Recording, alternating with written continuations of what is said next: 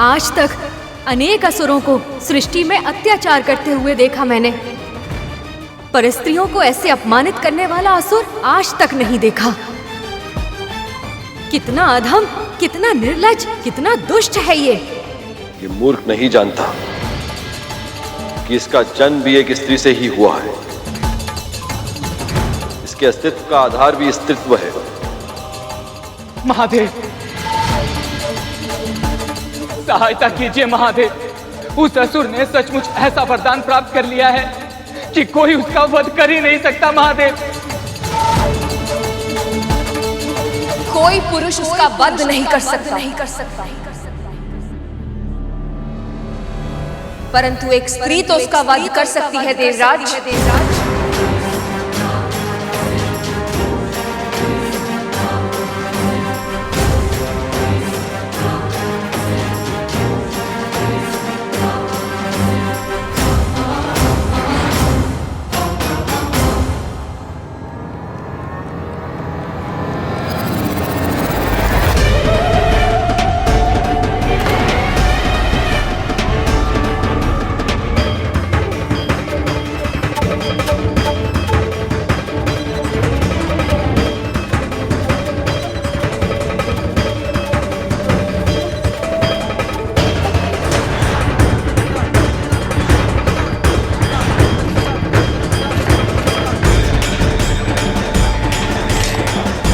इसका अर्थ है कि भविष्य के जिन संकेतों को मैंने माँ के प्रतिबिंबों में देखा था, वो भविष्य अब वर्तमान बन गया है।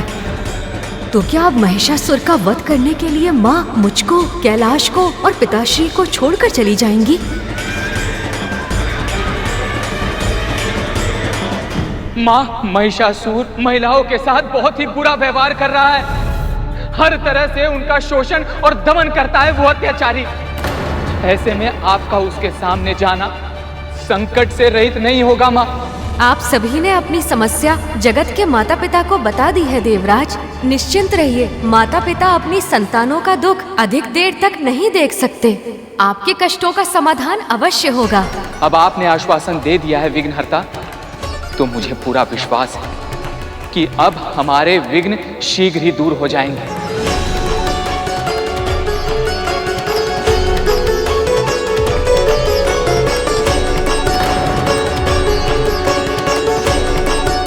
माँ और पिताश्री के बीच में इस प्रकार का तनाव किसी अनहोनी का संकेत तो नहीं?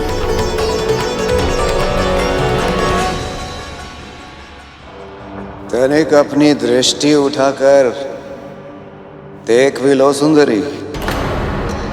यदि इच्छाएं पूरी करोगी तो सदैव के लिए सुख और ऐश्वर्य भोगोगी। और यदि महाराज की इच्छा नहीं मानी तो कभी दृष्टि उठाने योग्य नहीं बचोगी। आंखें निकाल ली जाएंगी तुम सबकी। और यही नहीं, तुम्हारे इस सौंदर्य से परिपूर्ण तन को काट कर रक्त ललू पसुरों के समक्ष फेंक दिया जाएगा।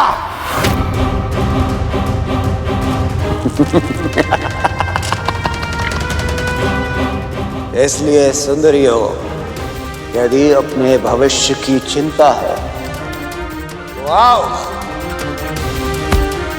आकर बैठ जाओ हमारी जंघा पर।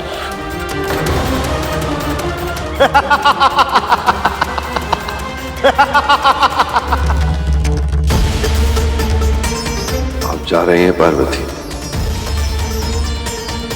मुझे जाना ही होगा।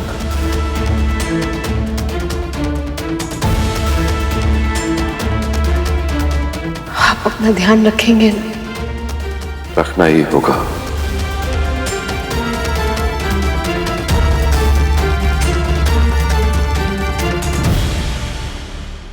गणेश, मेरी अनुपस्थिति में तुम्हें अपने पिताजी का और कैलाश का ध्यान रखना होगा। आपकी अनुपस्थिति में इसका क्या अर्थ है माँ? कहीं आप जा रही हैं?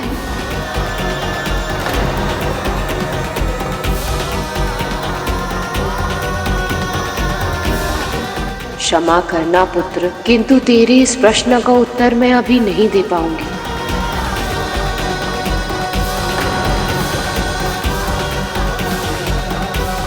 पिताश्री, आप मौन क्यों हैं? कुछ तो कहिए, माँ कहाँ जा रही है? आप रोक क्यों नहीं रहे इन्हें? पिताश्री,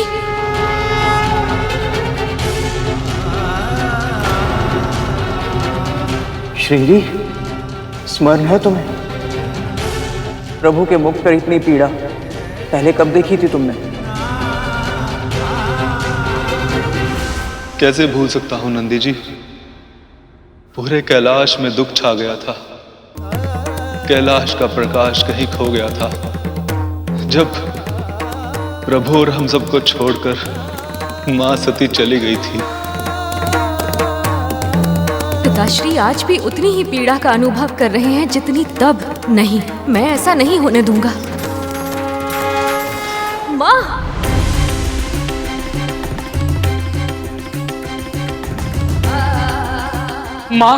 माँ, महिषासुर महिलाओं के साथ बहुत ही बुरा व्यवहार कर रहा है।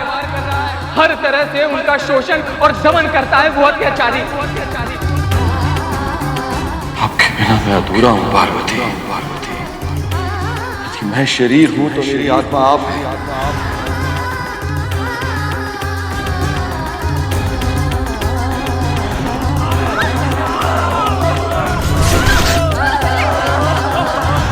माता पिता अपनी संतानों का दुख अधिक देर तक नहीं देख सकते। आपके कष्टों का समाधान अवश्य होगा।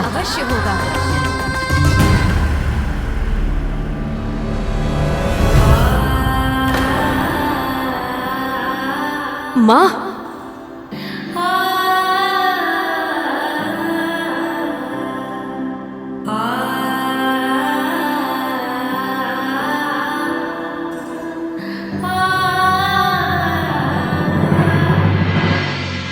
वापस लौट जाओ गणेश। आपके बिना ऐसा कैसे संभव है माँ? यदि आप कैलाश नहीं चलेंगी तो मैं भी नहीं जाऊंगा। आप जहाँ रहेंगी अब से मैं भी वहाँ रहूंगा। तुम ऐसा कुछ नहीं करोगे पुत्र। पर माँ, ये मेरा आदेश है गणेश। ये मत भूलो कि मेरे पुत्र होने के साथ साथ तुम प्रथम पूज्य भगवान भी हो। तुम्हारे अपने कर्तव्य हैं जिन्हें पूरा करना तुम्हारी नियति है। और वैसे भी मैं कुछ समय के लिए एकांतवास में रहना चाहती हूँ। पर यह तो कैलाश में भी संभव है माँ। मैं वचन देता हूँ, मैं किसी को भी आपके एकांत में व्यवधान नहीं पहुँचाने दूंगा। स्वयं द्वार पर खड़े होकर पहरा दूंगा। कैलाश में रह के मैं महिषासुर का वध नहीं कर सकती पुत्र। जब तक उस पापी का अंत नहीं हो जाता मैं वापस नहीं लौट सकती। मैं समझता हूँ माँ, यदि मैं आपके साथ नहीं रह सकता तो कम से कम इस स्थान को आपके निवास के योग्य तो बना सकता हूँ ना माँ। ये अधिकार मुझसे मत छीनिए माँ।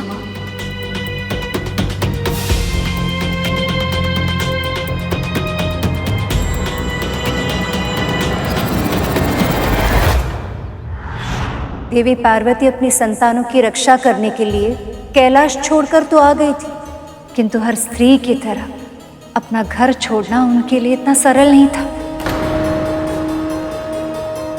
महादेव की चिंता उनके हृदय को व्यतीत कर रही थी।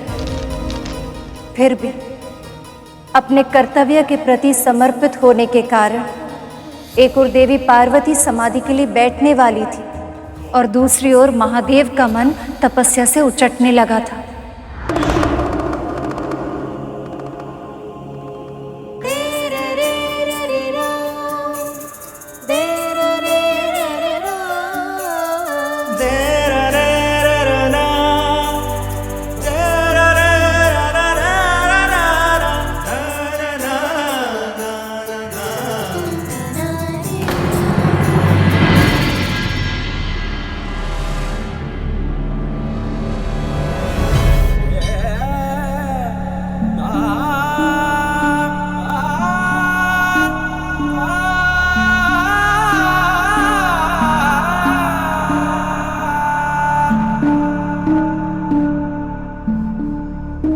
बिना कुछ कहे आपको कैसे ज्ञात हो जाता है कि मुझे जल की आवश्यकता है?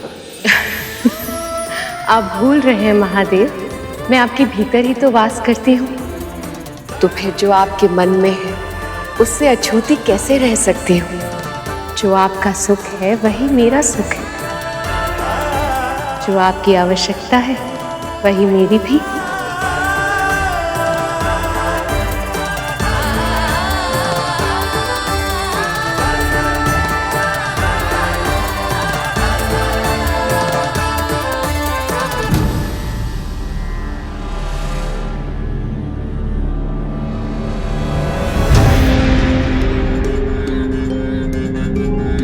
मैं जानता हूं पार्वती कि आप यहां उपस्थित नहीं हैं, किंतु आपकी स्मृति मेरे मन से नहीं जा रही।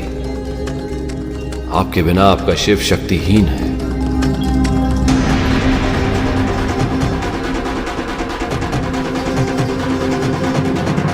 माँ,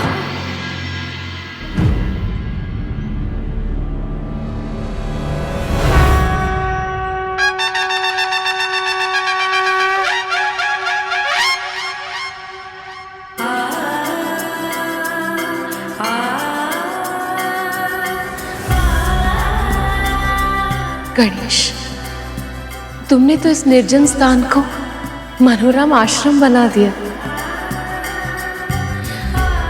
अपनी माँ की छोटी छोटी आवश्यकताओं का कितना ध्यान रखते हो तुम।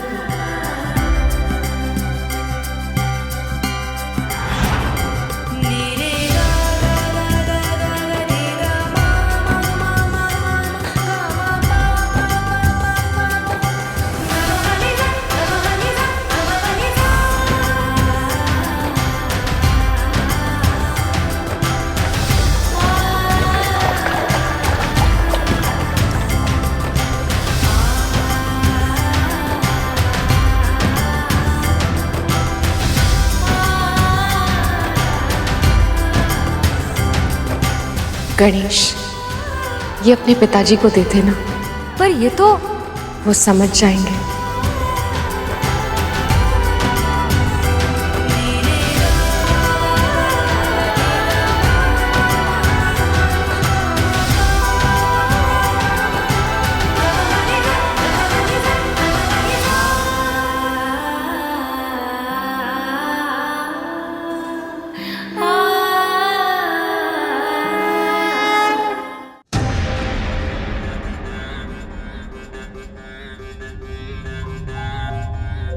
मैं सामने खड़ा हूं, पर पिताश्री को आभास तक नहीं है।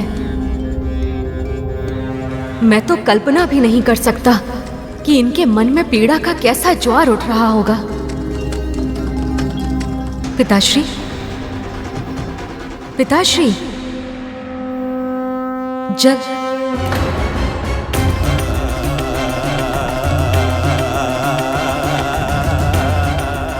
मैं कैसे पता चला गणेश कि मुझे जल की आवश्यकता है? माँ ने कहा था आप समझ जाएंगे।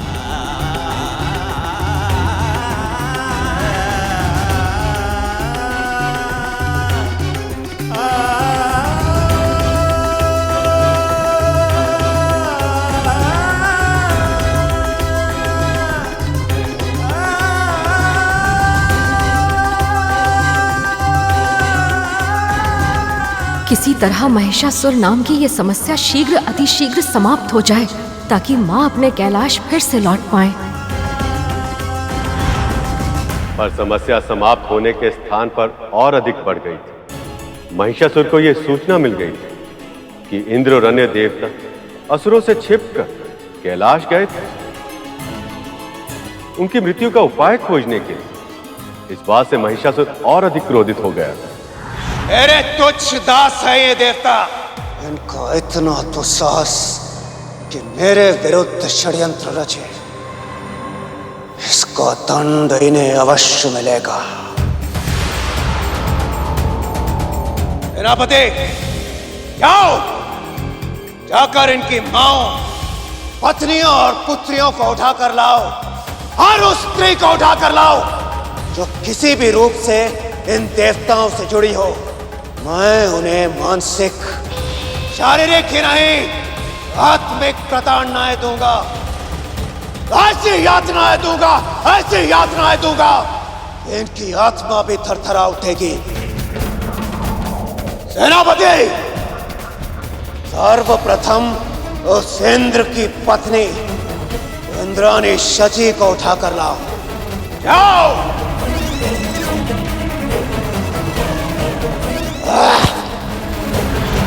इंद्ररण्य देवता स्त्रियों के प्रति महिषासुर का इतना घिनौना, इतना नीच व्यवहार सहन नहीं कर पा रहे, और एक बार फिर देवताओं और महिषासुर में युद्ध छिड़ गया।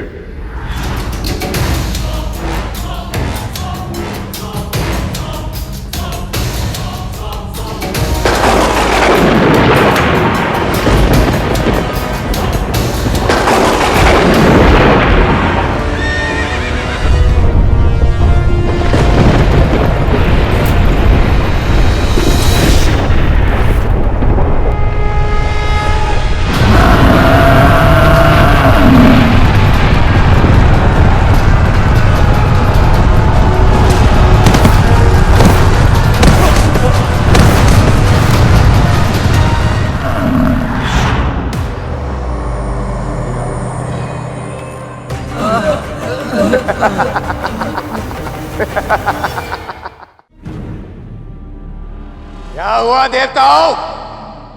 बस इतना ही पराक्रम है तुम में? अंत कर दो इन सबका, समूल रूप से नष्ट कर दो, जिससे ये तुच्छ देवता पुनः किसी असुर पर आक्रमण न कर सके। आओ!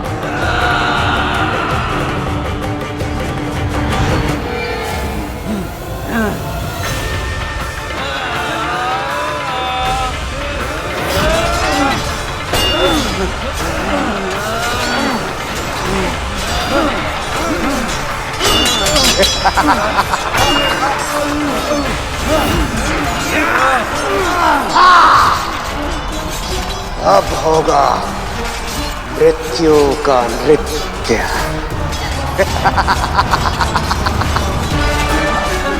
सहायता नारायण, रक्षा प्रभु, रक्षा। त्राहिमाम प्रभु, त्राहिमाम, रक्षा कीजिए प्रभु, रक्षा कीजिए, रक्षा कीजिए। ध्वस्त कर दो इन्हें, काट दो सभी को।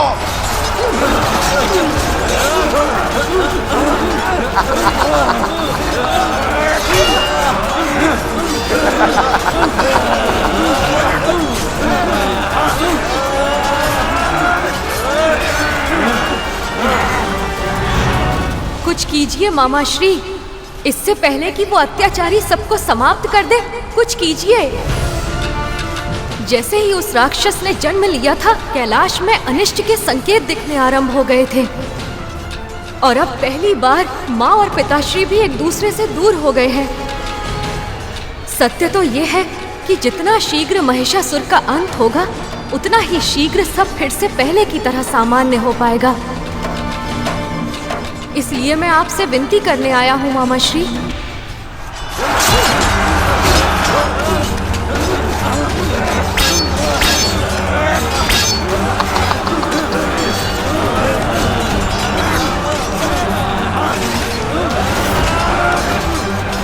सहायता नारायण, रक्षा प्रभु, रक्षा।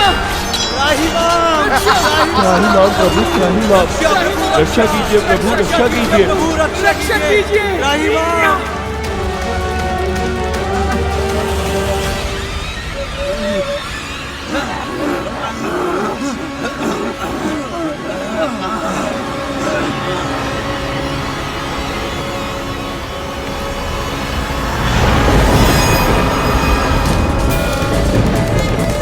महिषासुर, अब तुम्हारे पापों की अति हो चुकी है, अब तुम्हारा अंत निकट है।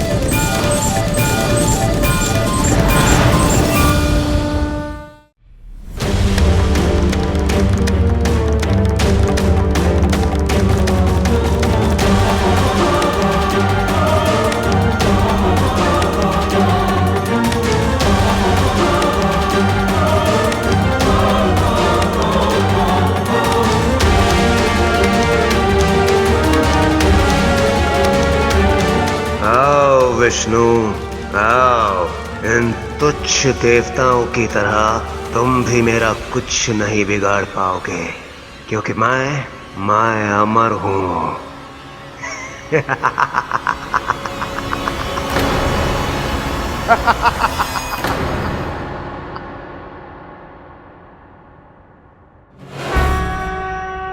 मामा श्री स्वयं चले गए। अब महिषासुर का अंत होना निश्चित है।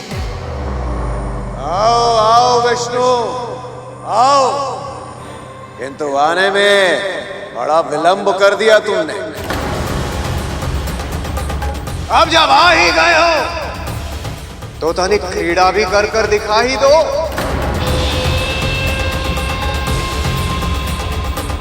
किंतु हाँ, अपना सबसे सर्वश्रेष्ठ, सबसे शक्तिशाली अस्त्र का ही प्रयोग करना। और स्मरण रखना, तुम्हारे कोई अस्त्र काम नहीं आएंगे, सारे के सारे व्यर्थ हैं।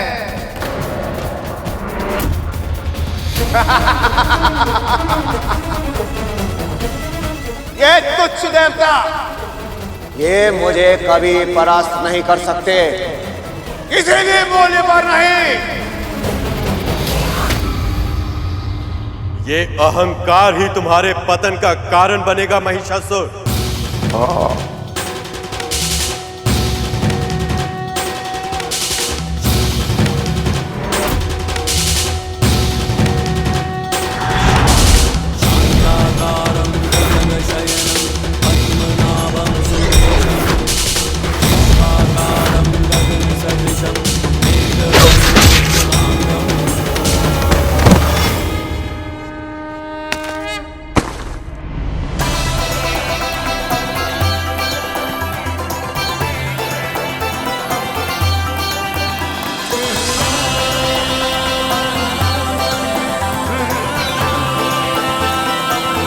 सृष्टि संचालक, धर्म रक्षक श्री नारायण की जय, श्री नारायण की जय, श्री नारायण की जय। महिषासुर का अंत हो गया। अब माँ शीघ्र ही कैलाश लौटेंगी।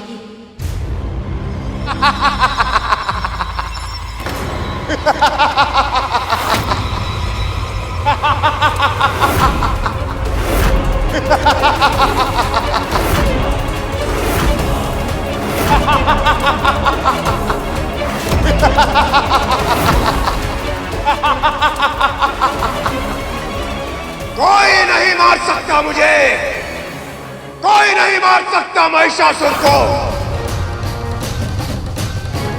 तुम विष्णु, तुम भी नहीं मार सकते मुझे।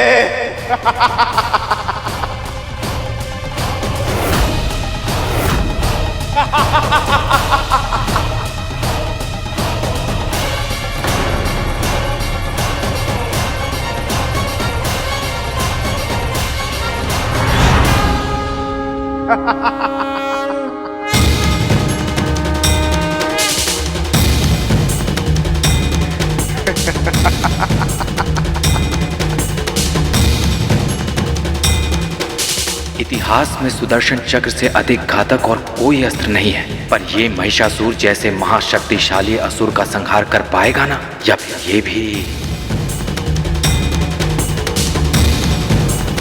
हे विष्णु, जो आज तक नहीं हुआ वो अब होगा। तुम्हारा ये सुदर्शन चक्र मेरे समक्ष नतमस्तक होगा, और यही इसकी नियति है।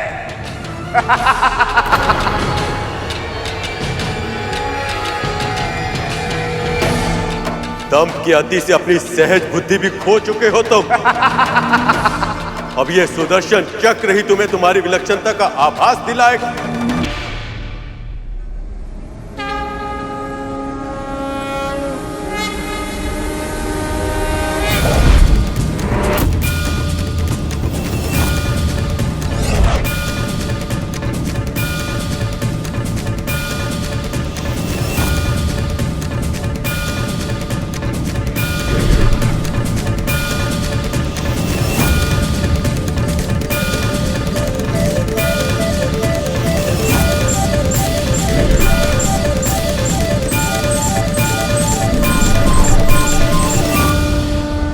रुक जाइए सखा।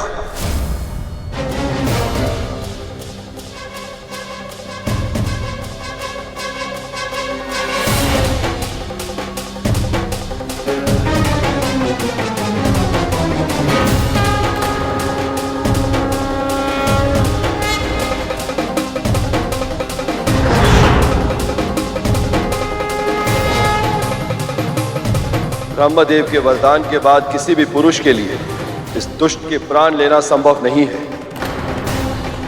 यदि आपके सुदर्शन चक्र से इसकी मृत्यु हो गई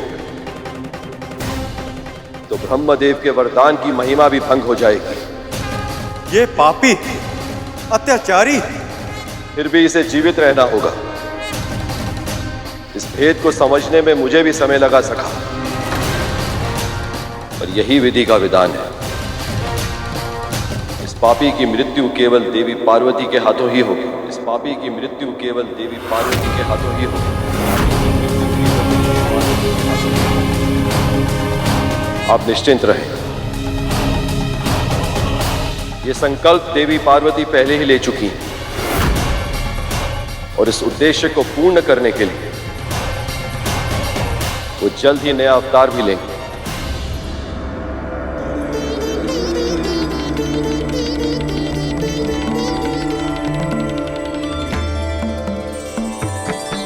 तब तो उनकी लीला देखने की प्रतीक्षा मुझे भी रहेगी सखा।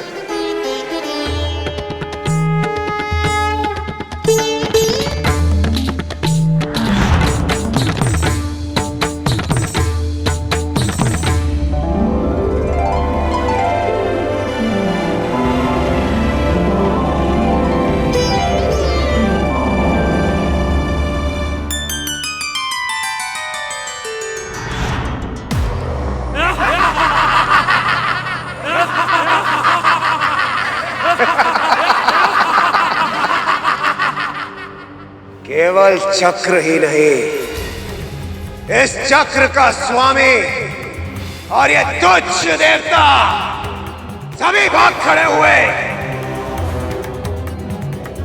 कोई नहीं मार सकता मुझे, कोई नहीं। मैं ही हूं सर्वशक्तिशाली त्रिलोक विजेता महिषासुर।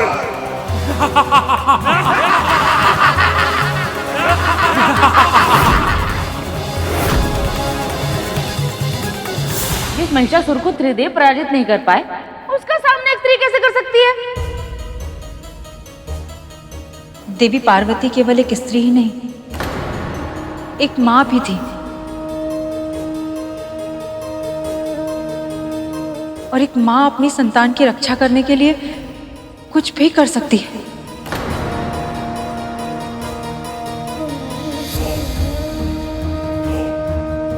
फिर वो तो जगत जननी है, उन्होंने पल भर में महिषासुर का संहार कर दिया होगा, है ना प्रभु?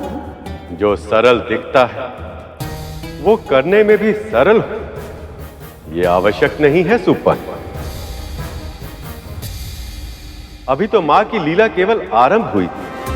उनका उद्देश्य केवल एक राक्षस को मारना नहीं था, बल्कि उस विचारधारा का संहार करना था जो स्त्रियों को निर्बल और अक्षम समझती है।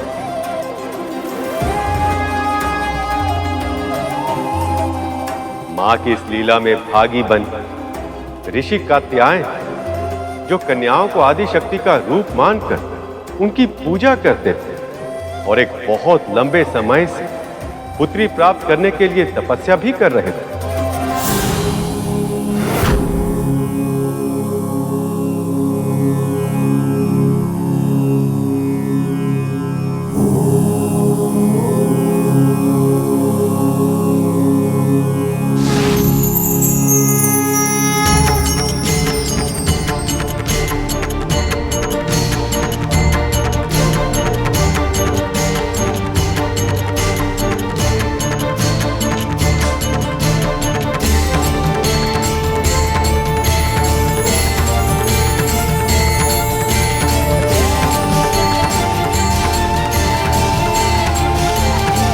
आपकी तपस्या पूरी हुई ऋषिवर।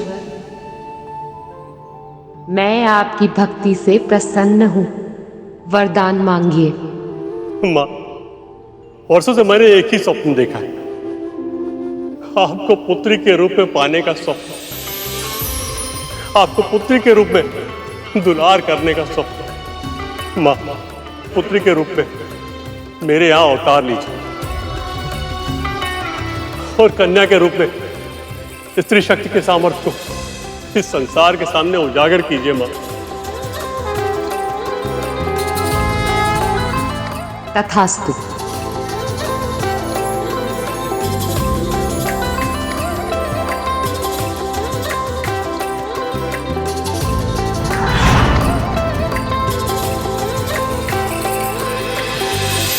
पिताजी,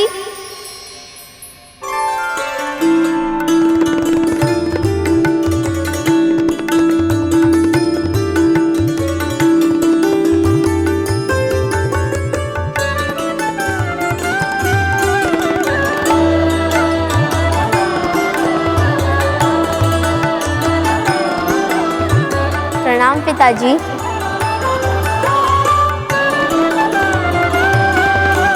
माँ, आपने हमें धन्य कर दिया। माँ, माँ, पर मैं तो आपकी पुत्री हूँ पिताजी। पुत्री? हाँ पुत्री, मेरी पुत्री। आज से आपका नाम होगा कात्यायनी। आज से आपका नाम होगा कात्यायनी। आज से आपका नाम होगा कात्यायनी। आज से आपका नाम होगा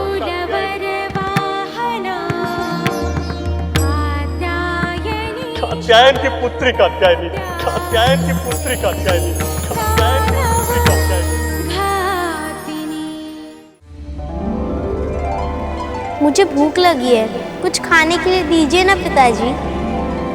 भूख लगी? लाता हूं। तो बस अभी लेके आया।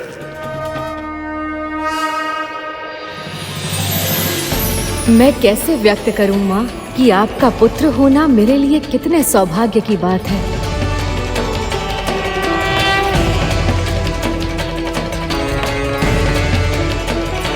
आपके इस रूप के दर्शन करके मैं धन्य हो गया माँ। अब सृष्टि के कल्याण का समय निकट आ रहा है। अब शीघ्र ही महिषासुर का अंत होगा। जाने दो मुझे, छोड़ो। ये पाप मत करो दुष्टों। चलो सुंदरी। देवराज इंद्र की पत्नी हूँ मैं, मुझे दूषित करने की चेष्टा मत करो।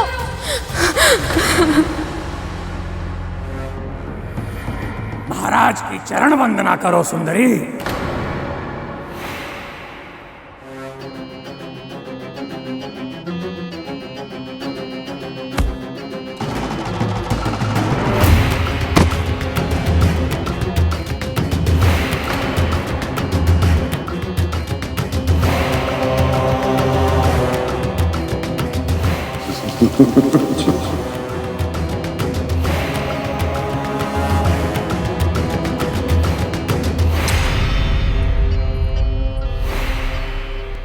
इसका कोई प्रलोभन नहीं। मेरे निकट आओ शक्ति, निकट आओ मेरे। नहीं, मुझे मत छूना, मैं एक पतिव्रता स्त्री हूँ।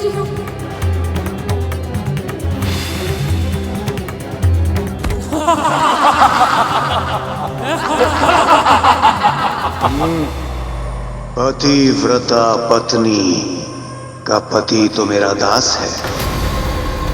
ये वही है ना जो तुम्हें एक असुर के समक्ष छोड़कर भाग खड़ा हुआ। मुझे स्वीकार कर लो और बन जाओ असुरों की पटरानी। भूल जाओ उस भगोड़े इंद्र को। कदाचित जीवन का आनंद तो भोग विलास में है।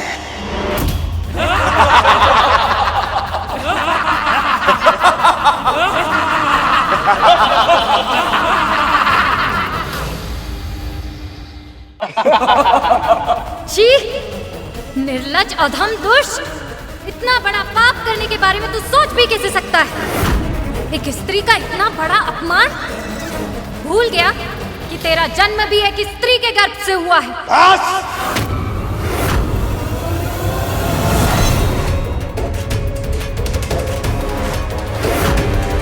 सृष्टि के सर्वश्रेष्ठ योद्धा के समक्ष ऐसा अनर्गल प्रलाप उचित नहीं। तो मैं तुम्हें ज्ञात कराऊंगा क्या है महिषासुर।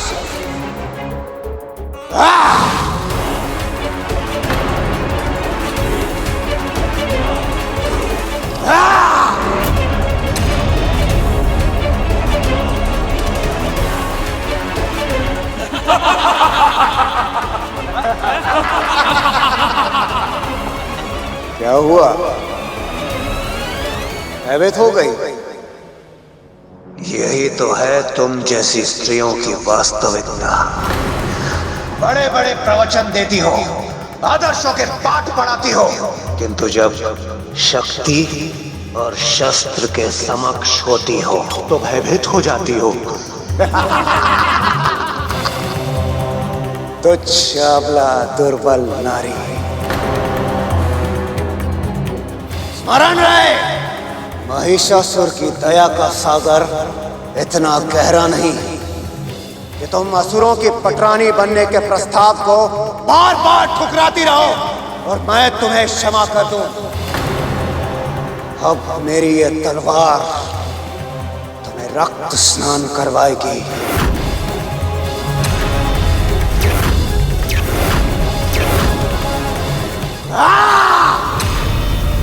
स्त्री की मर्यादा लांघने का दुस्साहस मत कर महिषासुर।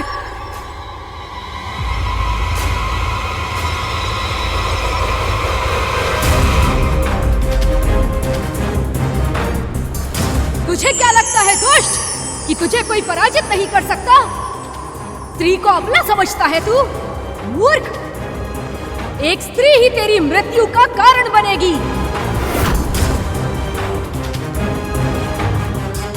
वरदान के कारण कोई पुरुष तुझे हानि नहीं पहुंचा सकता, पर तुझे मारने वाली कन्या जन्म ले चुकी है। तेरा काल निकट आ रहा है अत्याचारी, तीव्र गति से बढ़ रहा है तेरी ओर। तू ही जगत की जननी है माँ, तू ही दानव घातिनी है माँ, तू ही दानव घातिनी माँ।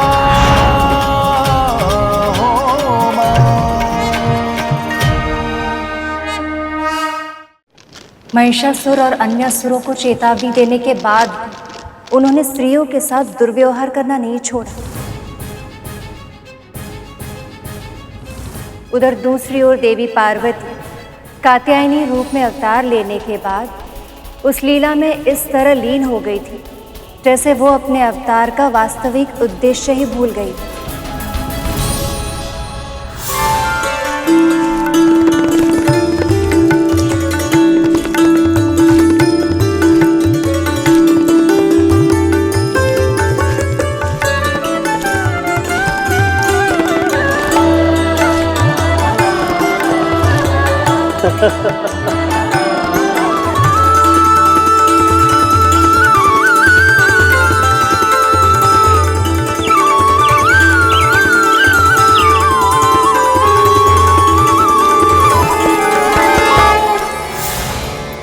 फिर क्या हुआ माँ?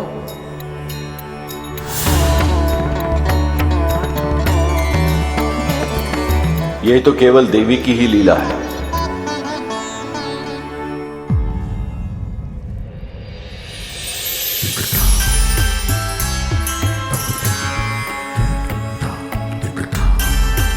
आप सब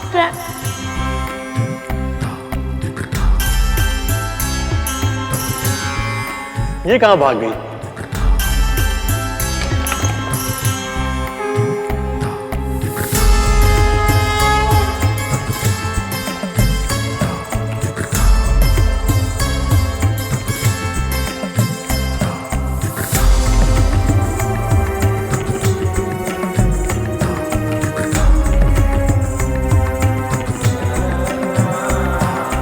त्रिदेव आप और सभी देवतागण आप सब एक साथ यहाँ, बताइए आपकी क्या सेवा कर सकता हूं मैं? आपको नहीं, सेवा आपकी पुत्री को करनी होगी, संसार की सेवा। महिषासुर का वध केवल वही कर सकती है, महिषासुर का वध केवल वही कर सकती है, महिषासुर का वध केवल वही कर सकती है।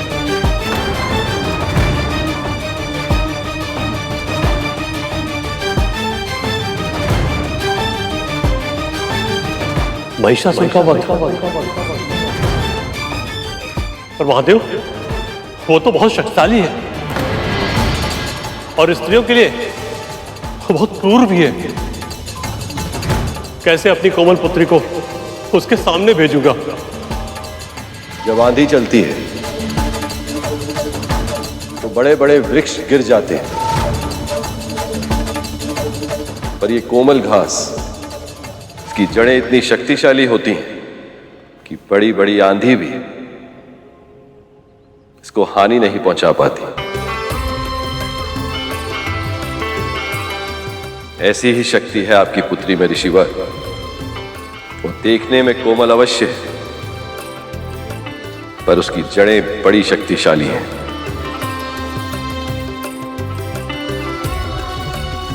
इस संसार में केवल वही है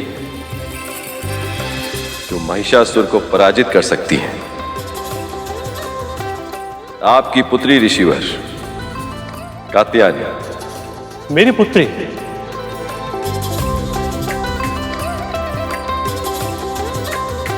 महादेव, दुष्ट को दंड तो मिलना ही चाहिए।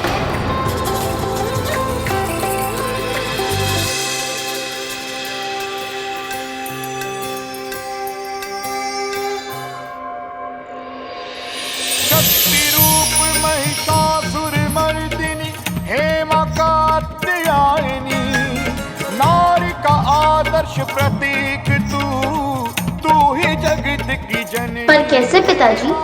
तू ही दानव, पर मैं तो छोटी हूँ ना। तू ही दानव। आपकी लीला बहुत मनोरम है माँ, पर इस समय आपके संतानों को आपकी बहुत आवश्यकता है। स्त्रियों पर महिषासुर का अत्याचार निरंतर बढ़ता ही जा रहा है, इसलिए दया कीजिए माँ, अपना ये अवतार शीघ्र ही पूर्ण कीजिए।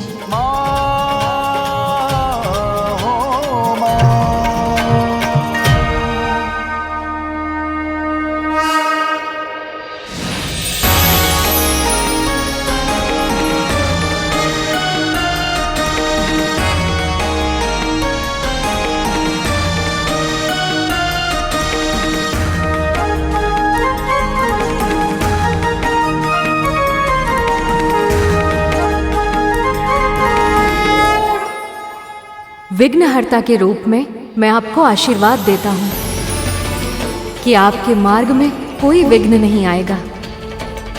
देवी कात्यायनी, मेरी ओर से ये त्रिशूल की भेंट स्वीकार कर। मेरी ओर से ये चक्र स्वीकार करें देवी। ये शंख मेरी ओर से मां।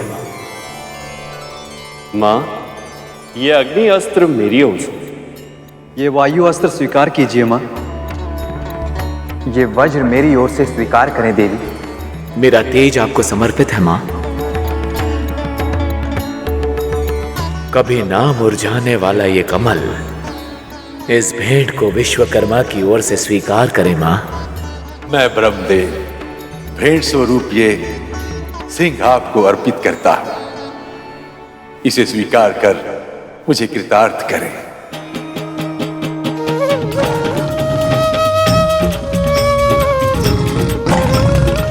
महिषासुर का वध अवश्य होगा, परंतु सही समय आने दें,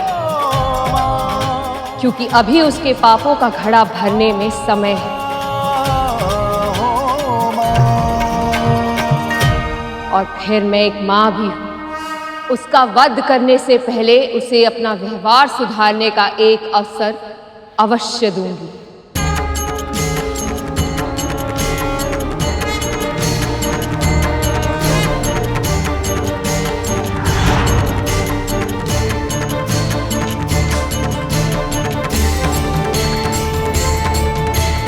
प्रणाम पिताजी। आपकी पुत्री बनना मेरे लिए सौभाग्य था। आपने मुझे इतना प्रेम, इतना दुलार दिया कि अब आपको छोड़कर जाने की तनिक भी इच्छा नहीं हो रही। परंतु मेरा कर्तव्य मुझे बुला रहा है। मुझे विंध्याचल जाना ही होगा। अवश्य पुत्री। पर मेरे इस अवतार का नाम कात्यायनी ही रहेगा। इससे मुझे प्रसन्नता तो मिलेगी ही, साथ ही साथ आपका नाम भी सार्थक होगा। और यही नहीं, आप सदैव मेरे प्रिय रहेंगे। आपको जब भी मेरी आवश्यकता हो बस स्मरण कर लीजिएगा, मैं चली आऊंगी। परंतु अभी मुझे आज्ञा दीजिए। और फिर मां कात्यायनी सिंह पर आरूढ़ होकर विंध्याचल चली गई।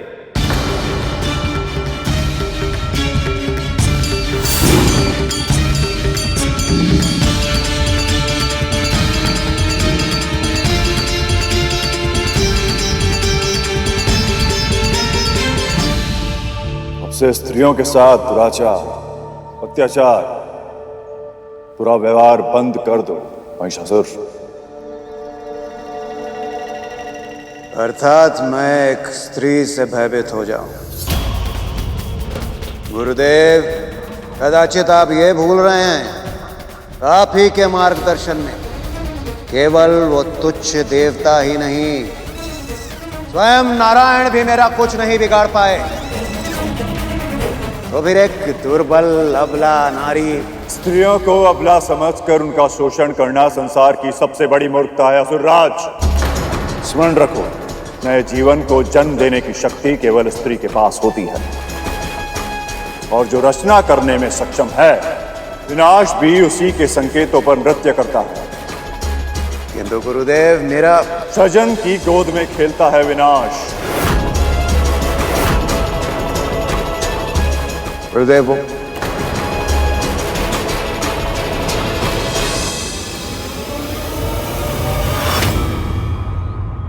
पूर्णे तटाके त्रिषित सदैव भूते अपि गेहे शुदित समूढ़ कल्प द्रुमे सत्यपि वे दरिद्र गुरुवाद योगी अपि हीय प्रमाद।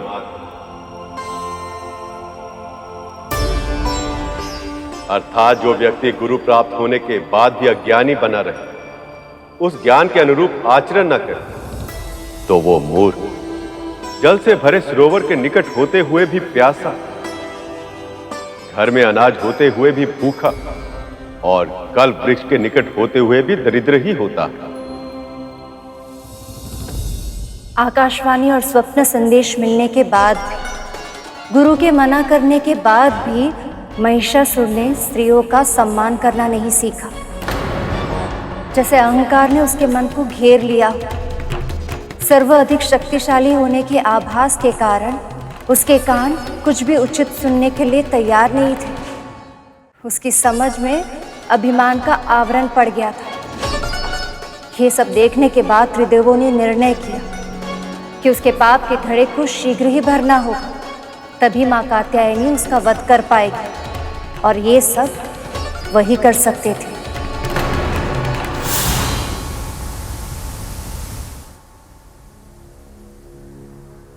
ऐसे ही अपनी सेवाओं से हमें प्रभावित करती रहो।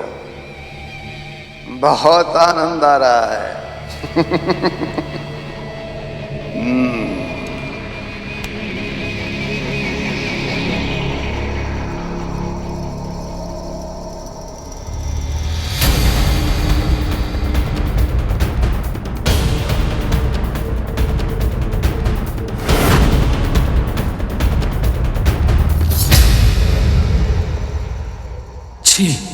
अनाचार और व्यभिचार का गढ़ है ये स्थान।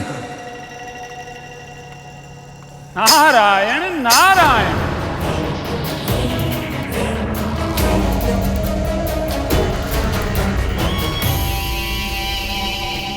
अंततः मेरे इस संतापुर ने आपको भी आकर्षित कर ही लिया। आइए और अनंत भोग विलास का आनंद लीजिए। देवऋषि, तनिक भी संकोच मत कीजिए, मैं किसी को कुछ नहीं बताऊंगा। नारायण नारायण, ऋषि मुनियों को भोग विलास महाराज शोभा नहीं देते। मैं तो यहाँ किसी और ही कार्य से आया था। मुझे ज्ञात है तुम दुर्बल हो, किंतु तनिक अपने इन सुंदर हस्तों को थोड़ा कष्ट भी तो दो। बिना बल के तो अंग मर्दन में भी कोई स्वाद नहीं आता सुंदरी।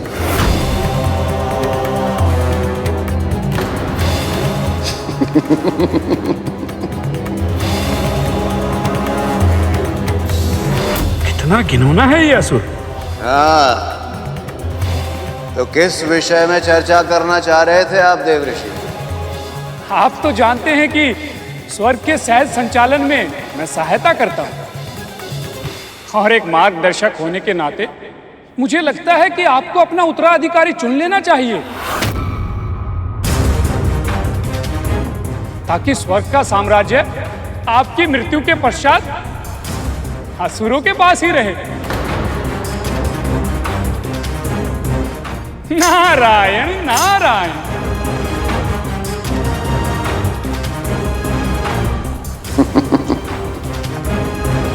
मृत्यु और मेरी त्रिलोक विजेता महिषासुर की मृत्यु, इसका ये अहंकार ही इसके अंत के निकट ले जाएगा। नारायण नारायण। देवऋषि, आप कदाचित ये भूल रहे हैं, आपके नारायण नारायण श्री हरि विष्णु भी मुझे पराजित नहीं कर पाए।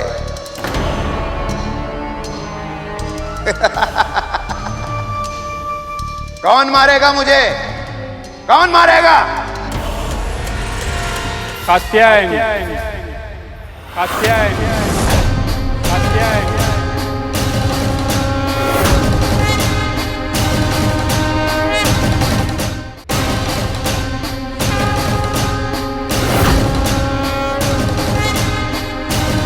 कात्यायनी? कौन है कात्यायनी? उनका परिचय देना तो मेरे लिए भी बहुत कठिन होगा महाराज। स्त्रियों में सर्वश्रेष्ठ, दयालु, बुद्धिमान, उनकी आंखों की ज्योति में स्वयं ज्ञान बसता है। वो जब बोलती हैं, उनकी ध्वनि में संगीत के सातों सुर शोभा पाते हैं। नारायण नारायण।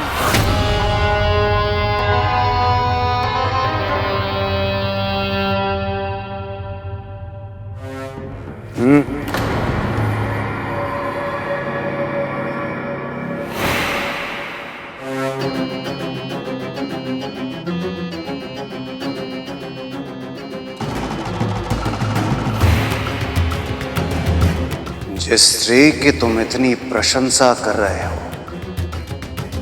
ऐसी स्त्री को तो केवल मेरी पटरानी बनना चाहिए। आपको सावधान करना मेरा कर्तव्य है महाराज। इस बारे में सोचिए भी मत।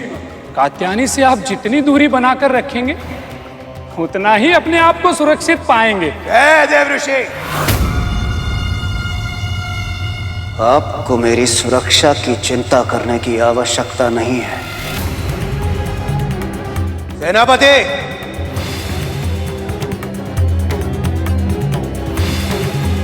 जाओ और उस स्त्री को मेरे समक्ष लेकर आओ। यही तो है मेरी योजना। कैसे भी तुम लोग बस माता के पास पहुंचो। एक बार वो मेरी रानी बन जाए, उसके बाद उसका मुझे मार पाना तो असंभव होगा।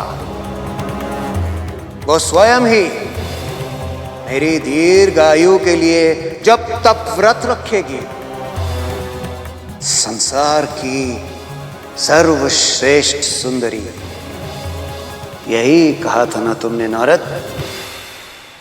उसके सौंदर्य का आंकलन करने के लिए अब मुझसे और प्रतीक्षा नहीं होती। सेनापति, जाओ और अभी इसी क्षण उस स्त्री को मेरे समक्ष लेकर आओ।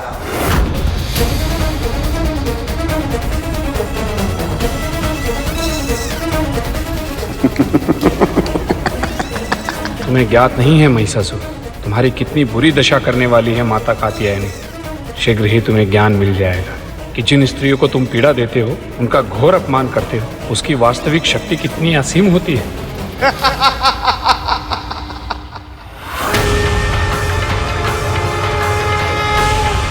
Ha ha ha!